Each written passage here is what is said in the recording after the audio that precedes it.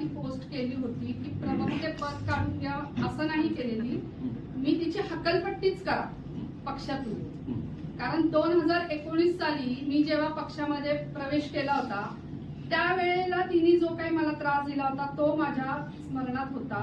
आणि आता मी तिला म्हणजे जे काही तिचं चाललं होतं आता मीडियावरती जो काय गोंधळ हे ते, तर ते बघून मला असं कुठेतरी वाटलं की अरे हिच्यामुळे एक म्हणजे चांगल्या महिलांना पुढे यायला वाव नाही मिळत. म्हणजे माझं जाऊ दे, मी तर मागे मी त्यावेळेला एक पाऊल मागे आले होते, पण आता परत असं काही व्हायला नको म्हणून या व्यक्तीला ह्याच्यावरनं निलंबित करा असं मी बोलले होते.